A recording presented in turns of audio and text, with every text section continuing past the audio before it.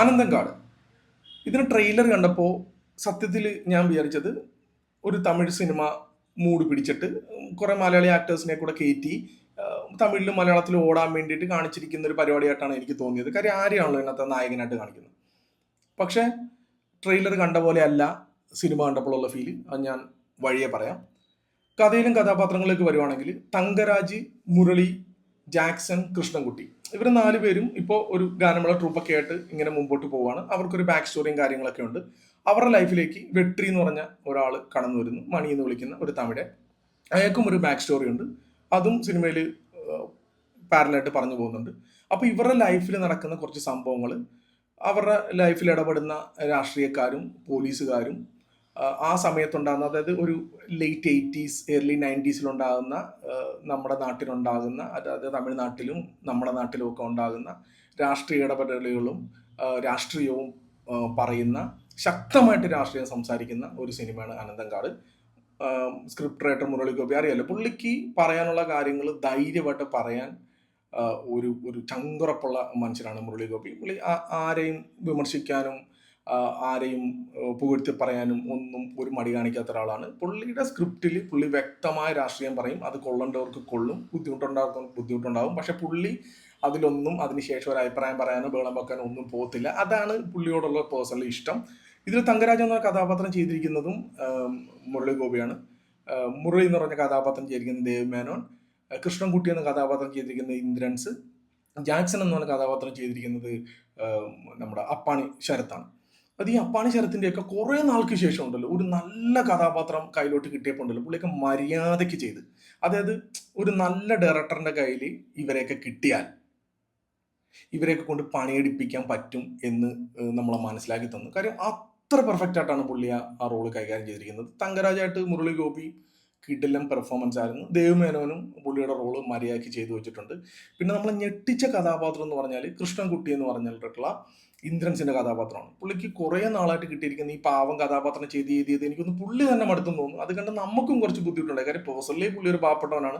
പുള്ളി അങ്ങനത്തെ കഥാപാത്രങ്ങൾ മാത്രമായിട്ട് ഒതുങ്ങുന്ന സമയത്താണ് ഇതേപോലത്തെ ഒരു ശക്തമായ കഥാപാത്രം മുരളി ഗോപി എഴുതി പുള്ളിയുടെ കയ്യിലോട്ട് ഏൽപ്പിച്ചിരിക്കുന്നത്. പുള്ളി എന്ത് പെർഫെക്റ്റ് ആയിട്ടാണ് അത് ചെയ്തിരിക്കുന്നത് അറിയാം. പുള്ളി നല്ല കിടിലൻ ഡയലോഗ്സ് വരെ കൊടുത്തിട്ട് നമ്മുടെ കൈയടിപ്പിക്കുന്ന ടൈപ്പിലുള്ള ഡയലോഗ്സ് ഒക്കെ കൊടുത്തിട്ടുള്ള കിടിലൻ കഥാപാത്രം.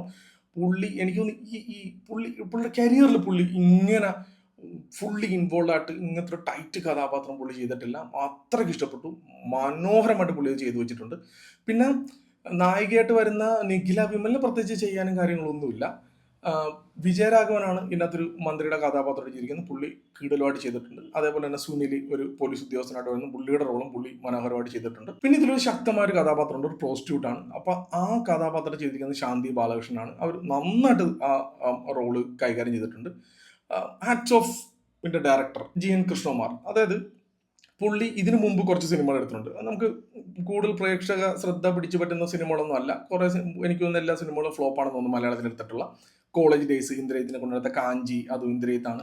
ടിയാൻ, അതും ഇന്ദ്രജിത്തും പൃഥ്വിരാജും മുരളി ഗോപിയൊക്കെ ആയിട്ടുള്ള ചെയ്ത സിനിമ, അതും മുരളി ഗോപിയാണ് സ്ക്രിപ്റ്റ് ചെയ്തിരിക്കുന്നത്. അത് പേഴ്സണലി എനിക്ക് ആ സിനിമ ഇഷ്ടമായിരുന്നു. പക്ഷെ സിനിമ ഒരു ഹിറ്റോ കാര്യങ്ങളോ ഒന്നും അടിക്കാൻ പറ്റാത്ത സിനിമയാണ്. പക്ഷെ ഈ സിനിമയിൽ വന്നപ്പോൾ പുള്ളിക്ക് ചെയ്യാൻ പറ്റുന്ന കാര്യങ്ങൾ പുള്ളി വൃത്തിയായിട്ട് ഇതിനകത്ത് ചെയ്തു വെച്ചിട്ടുണ്ട്. നല്ല ക്യാരക്ടർ പ്ലേസ്മെന്റ്, നല്ല ഡയറക്ഷൻ. ഇതിന് മ്യൂസിക് കൊടുത്തിരിക്കുന്നത് അജനീഷ് ലോകനാഥാണ്. നമ്മുടെ കാട്ടാളിലേക്ക് മ്യൂസിക് കൊടുത്തിരിക്കുന്ന പുള്ളിയാണ്. തമിഴിലും തെലുങ്കിലും കന്നഡയിലൊക്കെ മ്യൂസിക് ചെയ്തിരിക്കുന്നതാണ് പുള്ളി. ഇതിലും നല്ല കിടിലമായിട്ട് മ്യൂസിക് ചെയ്തു വെച്ചിട്ടുണ്ട്.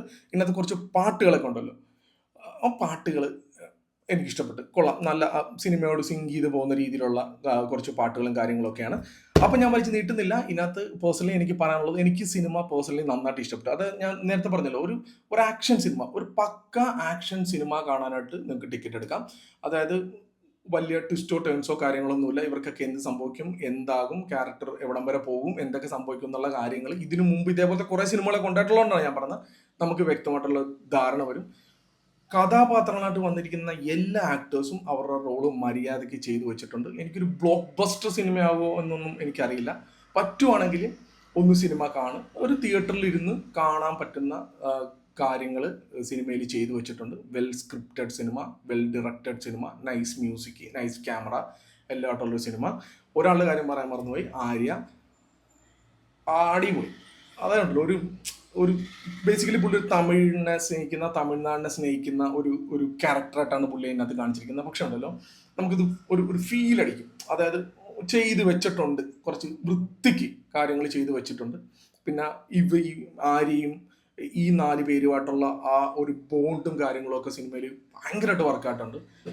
ഒരാളെങ്കിലും ഈ റിവ്യൂ കണ്ടിട്ട് ഈ സിനിമ കണ്ടാൽ ഭയങ്കര ഹാപ്പി. അപ്പം ഓക്കെ.